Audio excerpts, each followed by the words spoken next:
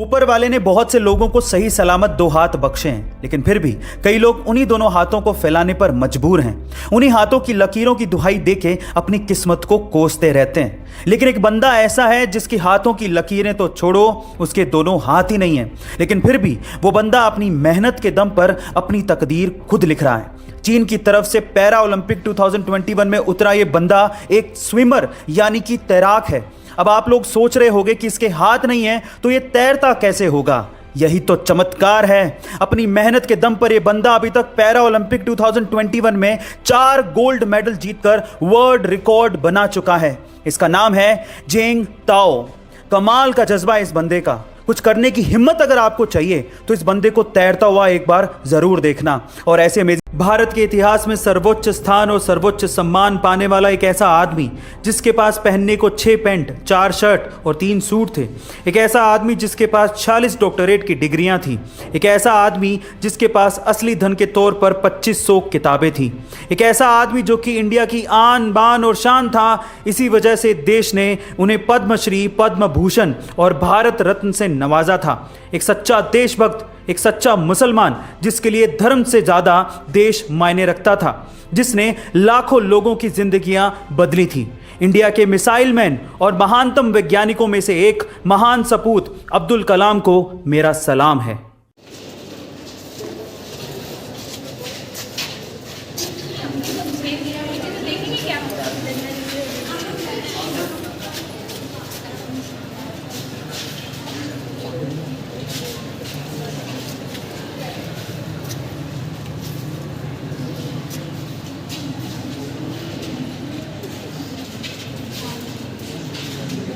Japan एक ऐसा देश जो टेक्नोलॉजी के इनोवेशंस में तो बेहद आगे है ही, साथ ही साथ इस टेक्नोलॉजी को डेली लाइफ में और आफ्टर लाइफ भी यूज करने में बहुत आगे है। कैसे? एक और एग्जांपल देखिए।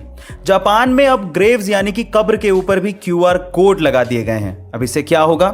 जब भी आप किसी कब्र के ऊपर छपे QR कोड को अपने मोबाइल से स्कैन करेंगे तो आपको मरने वाले की पिक्चर, उसकी इंफॉर्मेशन और उसकी एक ब्रीफ बायोग्राफी पढ़ने को मिल जाएगी। कमाल की है ना ये टेक्नोलॉजी। गाइस, जापान का टेक्नोलॉजी के इनोवेशन में और उसके इस्तेमाल में कोई भी सानी नहीं है। आपका इसके बारे में क्या ख्याल है? कमेंट सेक्शन में जरूर लिखिएगा। और ऐसे अमेजिंग वीडियोस के लिए यूरोप में पब्स और डिस्कोस के अंदर काफी ज्यादा तेज म्यूजिक बजाया जाता था, जिसकी वजह से वहां पर ध्वनि प्रदूषण यानी कि साउंड पोल्यूशन काफी ज्यादा बढ़ रहा था।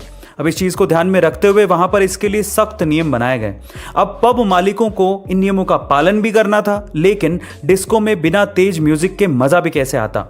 तो पब मालिकों ने डिस्को का एक नया तरीका ही निकाल लिया। अब वे पब में वायरलेस हेडफोन्स को यूज कर रहे हैं, यानी कि अब जो भी पब में आता है उसे हेडफोन दिया जाता है और सभी हेडफोन्स में एक ही तरह का म्यूजिक बजता है। अब इससे क्या फायदा हुआ? इससे तेज आवाज का मजा भी आया और साथ ही साथ साउंड पोल्यूशन को भी कंट्रोल कर लिया गया। इसे साइलेंट डिस्को भी कहते हैं, जो कि आपने ए दिल है मुश्किल मूवी में भी जरूर देखा होगा। गाइस, आपको ये इंटरेस्टिंग फैक्ट कैसा लगा कमेंट सेक्शन में जरूर लिखिएगा। और ऐसे अमेजिंग हमारे देश में कई बार बड़े अजीब से काम होते हैं जिन्हें देख के ऐसा लगता है कि ये क्या हो रहा है। हम लोग कहाँ और किस मेंटेलिटी के साथ जी रहे हैं ये समझ ही नहीं आता। जैसे कि हम भारतीय अपने फोन की स्क्रीन को स्क्रैचेस से बचाने के लिए महंगे से महंगा स्क्रीन गार्ड लगवा लेंगे, लेकिन बाइक चलाते वक्त एक्सीडेंट से हमारे सिर को बचाने वाले हेलमेट पर पैसा खर्च करने से कतराते हैं। हम या तो हेलमेट खरीदते ही नहीं, और अगर खरीदेंगे तो सस्ते से सस्ता, ताकि चालान से बच सकें।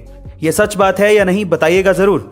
दूसरा, जितने मैरी कॉम ने इंडिया का नाम रोशन करके पूरी जिंदगी में नहीं कमाए होंगे, उससे कहीं ज्यादा प्रियंका चोपड़ा ने मैरी कॉम का किरदार निभाकर कमा लिए।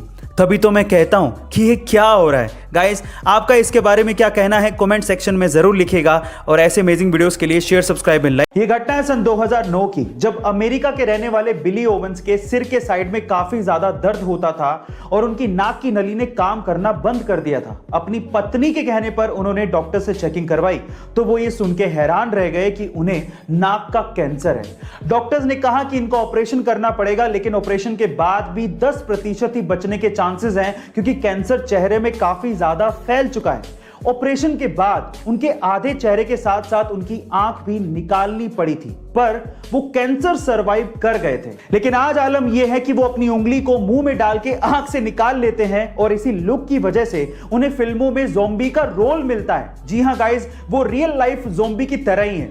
आपको बिली ओवेंस की स्टोरी कैसी लगी कमेंट सेक्शन में जरूर लिखेगा और ऐसे अमेजिंग वीडियोस के लिए शेयर, सब्सक्राइब एंड लाइक। मिलता है अगली वीडियो में। महाराष्ट्र के नासिक से कोरोना वैक्सीन को लेके एक अजीब सा वाकया सामने आया है। नासिक के अरविंद सोनार का यह दावा है कि वैक्सीन की दोनों डोजेस लगवाने के बाद उनके शरीर में चुंबकीय शक्तियां पैदा हो गई हैं। वो मैग्नेट मैन बन चुके हैं। मतलब यह कि उनके शरीर से सिक्के और चम्मच चिपकने लगे हैं। पहले तो उन्हें लगा कि शायद पसीने की वजह से होगा, लेकिन नहाने के बाद जब उन्होंने फिर से ट्राई किया तो सिक्के और चम्मच फिर से वैसे ही चिपकने लगे। पर साथ में अरविंद सोनार ने यह भी कहा कि वैक्सीन लगवाने के बाद उन्हें किसी तरह की कोई प्रॉब्लम नहीं हुई थी। प्रशासन की तरफ से रिएक्शन आया कि इसकी हम पुष्टि नहीं कर सकते, ये जांच का विषय है। पर यह सच है या अफवाह, आप लोग कमेंट सेक्शन में जरूर लिखिएगा और ऐसे अमेजिंग वीडियोस के लिए शेयर, सब्सक्राइब। सभी को नमस्कार। सबसे पहले तो सभी का धन्यवाद करता हूं कि आप लोगों ने इतना सपोर्ट किया, इतनी दुआएं दी, इतना प्यार दिया और काफ़ी अच्छा लग रहा है। और साथ में मैं बताना चाहूँगा कि एक अभी मुद्दा उठ रहा है कि जो एक इंटरव्यू में मैंने कहा कि जो जेवलिन है, पहले थ्रो करने से पहले मैंने अरशद नजीम जो पाकिस्तानी जेवलिन थ्रोअर है उससे जेवलिन ली, तो उसका काफ़ी बड़ा मुद्दा बना दिया है। जो कि एक बहुत ही सिंपल सी बात है कि हम जो हमारी पर्सनल जेवलिन होती है वो हम उसमें रखते हैं, पर उसको सभी थ्रोअर उसको यूज़ कर सकते हैं, ये रूल है। तो बिल्कुल ऐसा उसमें कोई गलत नहीं है कि वो जेवलिन लेके वो प्रिपेयर कर रहा था अपनी थ्रो के लिए और मैंने अपनी थ्रो के लिए उसको मांगा, तो ये इतनी बड़ी बात नहीं है। और मुझे काफ़ी दुख है कि जो इस बात को मेरा सहारा लेके एक इतना जो बड़ा है इसको मुद्दा बना रहे हैं।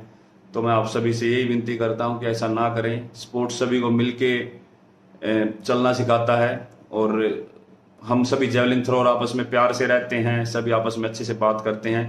तो कोई भी ऐसी बात ना कहें जिससे हमको ठेस पहुंचे। Thank you.